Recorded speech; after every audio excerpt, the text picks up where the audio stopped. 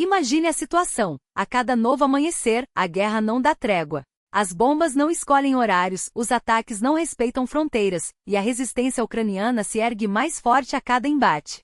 Só nas últimas horas, mais de 1.200 vidas foram ceifadas pela brutalidade da invasão russa. E os números não param por aí. 2 tanques inimigos foram destruídos, 9 veículos blindados viraram sucata, 42 sistemas de artilharia foram silenciados e 1.309 unidades de equipamentos militares russos foram reduzidos a escombros. A máquina de guerra de Moscou não conhece limites, mas a determinação ucraniana também não. Na região de Chernihiv, o caos se instalou após um ataque matinal. Um incêndio irrompeu, destroços de drones abatidos caíram sobre áreas residenciais, e um ataque com drones russos atingiu em cheio uma estação de gás, deixando 2 feridos. Prédios foram danificados, um terminal postal, uma loja e até um veículo ficaram destruídos. E como se não bastasse, nas primeiras horas da manhã, o novo ataque ceifou mais uma vida. Chernihiv sofreu quase 60 bombardeios em um único dia, com mais de 20 cidades e vilarejos sob fogo cruzado. A violência não dá descanso. As forças aéreas ucranianas desmentiram rumores de que a Rússia teria lançado bombas aéreas sobre Mykolaiv. O que realmente aconteceu foi o lançamento de um alvo aéreo a partir de um avião russo Su-34, vindo do espaço aéreo do Mar Negro. Especialistas agora trabalham no local para identificar o tipo de armamento utilizado. Enquanto isso, Moscou intensifica seus ataques combinados contra a infraestrutura energética da Ucrânia, lançando 37 mísseis de diferentes plataformas e 322 drones de variados modelos. Uma ofensiva calculada para deixar o país no escuro. Mas a Ucrânia não se curva. Os defensores do céu ucraniano interceptaram quase 300 desses alvos, usando aviões de combate, sistemas de defesa antiaérea, unidades de guerra eletrônica e grupos móveis de defesa. A estratégia russa de ataques repetidos, que visa atingir até mesmo equipes de resgate que trabalham para apagar incêndios e salvar vidas, foi denunciada pelo presidente Volodymyr Zelensky. Ele fez um apelo urgente aos parceiros internacionais. Putin só entende a linguagem da força. Precisamos de mais pressão, mais sanções, mais apoio militar. A Europa, os Estados Unidos e todos os aliados que têm influência devem agir agora. O futuro da Ucrânia e da paz mundial depende disso. Com a chegada do inverno, a Rússia redobra seus esforços para paralisar o sistema energético ucraniano, deixando milhões sem eletricidade em pleno frio. Desde outubro de 2022, quando os primeiros ataques massivos à infraestrutura elétrica mergulharam cidades inteiras em apagões prolongados, a população aprendeu a se adaptar.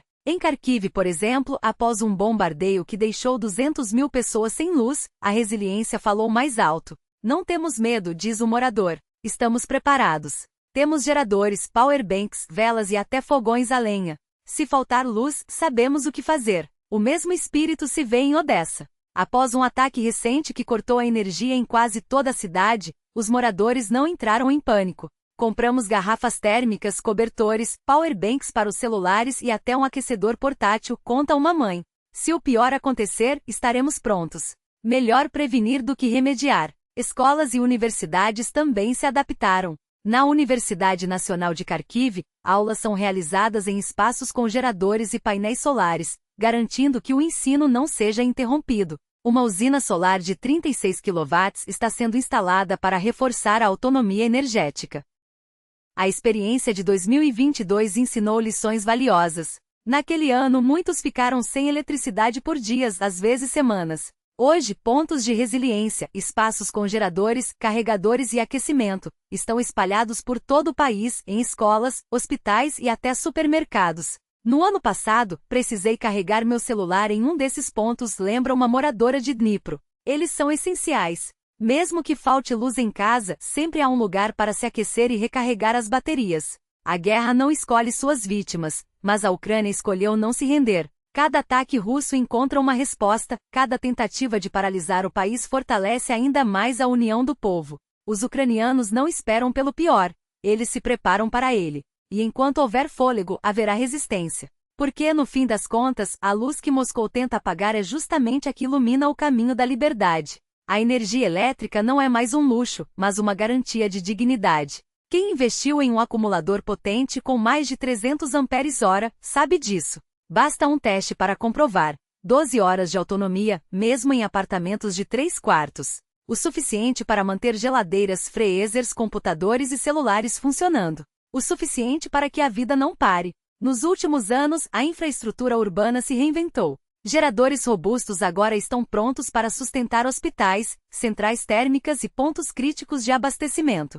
Escolas e creches, por sua vez, ganharam um aliado silencioso: as usinas solares. Antes bastava um blackout para que as crianças brincassem à luz de lanternas improvisadas. Agora, os sistemas se alternam automaticamente, garantindo até 7 horas de energia ininterrupta. Não é apenas conforto, é a certeza de que mesmo nas horas mais escuras, a normalidade resiste. Enquanto isso, a Ucrânia não espera. Ataca. E os alvos não são escolhidos ao acaso. Uma refinaria de petróleo em território russo, especializada em combustíveis para a máquina de guerra de Moscou, foi novamente atingida. Produz mais de 20 tipos de derivados, do diesel ao querosene, abastecendo diretamente as forças armadas russas. Não é a primeira vez.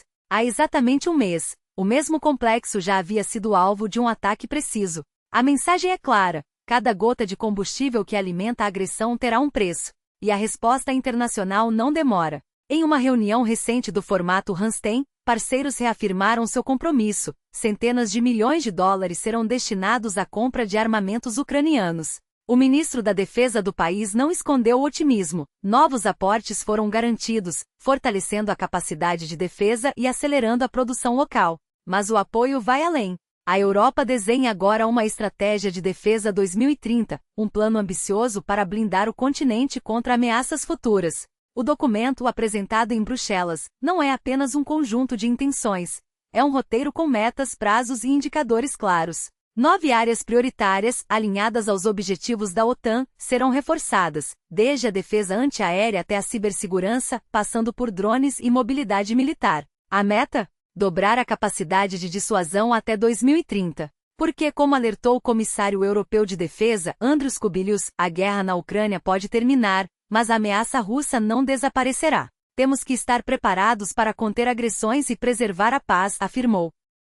Entre as iniciativas mais ousadas está a criação de um escudo europeu contra drones, uma rede integrada de vigilância e resposta. Até 2027, a União Europeia planeja estabelecer uma zona única de mobilidade militar, com rotas terrestres, aéreas e marítimas padronizadas. E não para por aí, o bloco quer transformar a Ucrânia em uma fortaleza intransponível, investindo em sua indústria de defesa e oferecendo garantias de segurança que vão além das promessas. A ideia é clara: um país blindado não apenas se defende, mas desencoraja qualquer tentativa de invasão. Há também um compromisso concreto com reparações.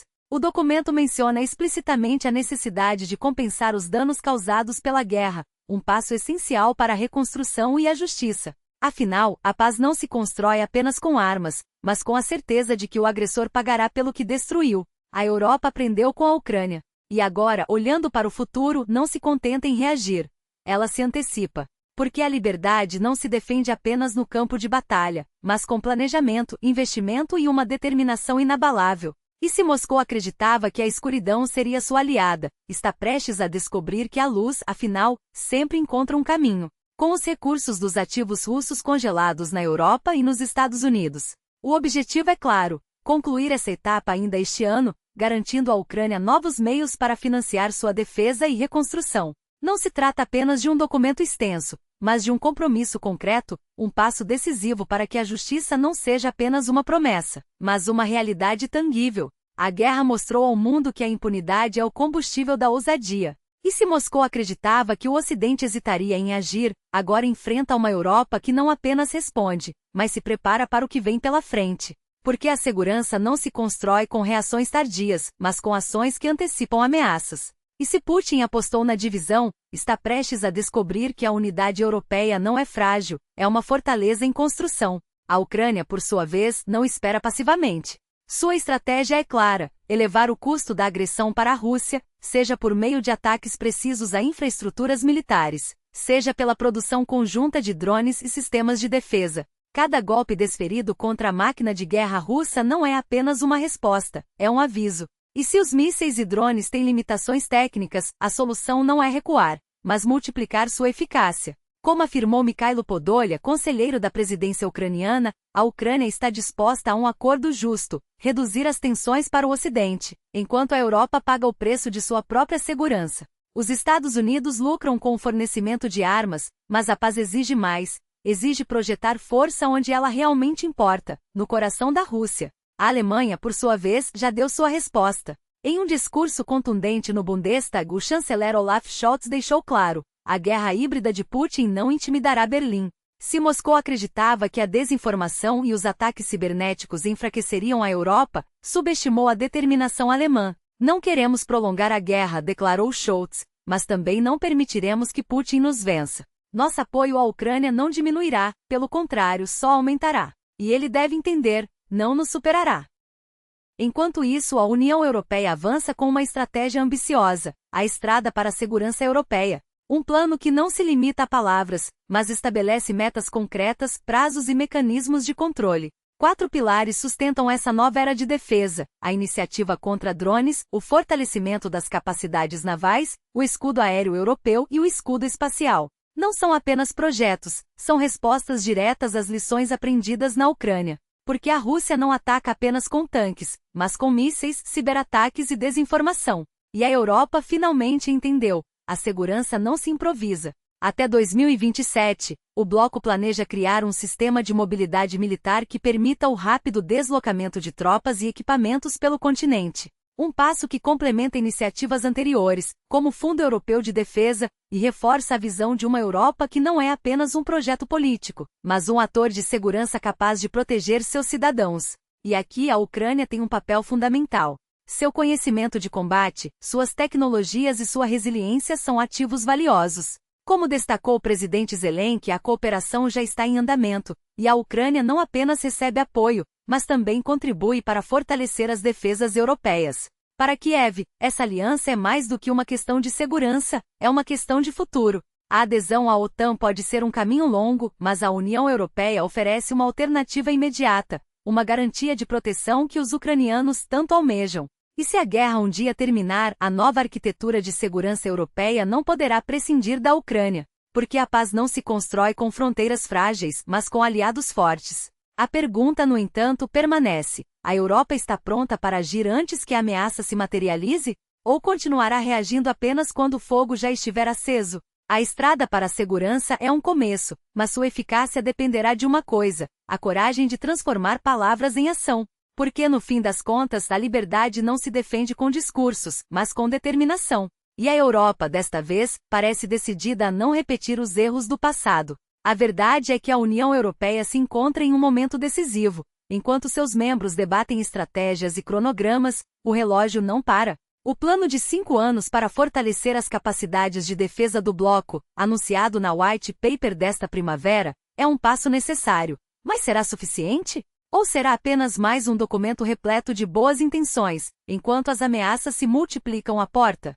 O problema não está na falta de diagnósticos, mas na lentidão da resposta. Cada dia perdido em burocracias, divergências políticas ou hesitações é um dia a mais em que a Rússia avança em seu jogo de pressão, testando fronteiras aéreas, cibernéticas e até mesmo a coesão europeia. A história já nos mostrou que esperar pelo pior para agir é um luxo que não podemos mais nos permitir. Se a invasão da Ucrânia não foi suficiente para acelerar decisões, o que será? A tecnologia não espera. Enquanto Bruxelas discute prazos e orçamentos, Moscou aperfeiçoa suas táticas em tempo real, adaptando-se às sanções, explorando brechas e desenvolvendo novas formas de desestabilização.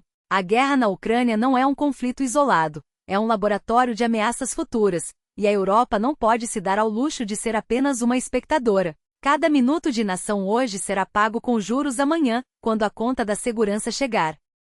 E quando falamos de segurança, não podemos ignorar o papel da Ucrânia. A visita de Zelensky a Washington e a cúpula com os líderes europeus não são apenas encontros diplomáticos, são testes de compromisso. Será que os aliados finalmente entenderão que defender Kiev não é caridade, mas um investimento na própria estabilidade do continente? A entrega de sistemas de defesa aérea, mísseis de longo alcance e apoio logístico não são gestos de generosidade, mas sim medidas de sobrevivência. Porque uma Ucrânia derrotada não é apenas uma tragédia humanitária, é uma porta aberta para que a agressão se espalhe. O ceticismo, claro, existe. Afinal, promessas já foram feitas antes, e nem todas se concretizaram. Mas desta vez a urgência é diferente. A Europa não pode se dar ao luxo de repetir os erros de 2014, quando a anexação da Crimeia foi tratada como um incidente isolado, e não como prenúncio do que estava por vir. Agora, o risco é maior e as consequências mais devastadoras. O que está em jogo não é apenas a segurança de um país, mas a própria credibilidade do Ocidente. Se a Europa e seus aliados não conseguirem agir com unidade e determinação agora, que mensagem enviarão a outros agressores? Que as regras do jogo internacional podem ser violadas impunemente. Que as palavras de condenação são apenas isso, palavras. A hora de mudar a filosofia da União Europeia é agora. Não basta reagir. É preciso antecipar. Não basta planejar. É preciso executar. E não basta prometer. É preciso entregar. Porque no fim, a liberdade não se defende com discursos bonitos, mas com ações concretas. E a Europa, desta vez, tem a chance e a obrigação de provar que aprendeu a lição.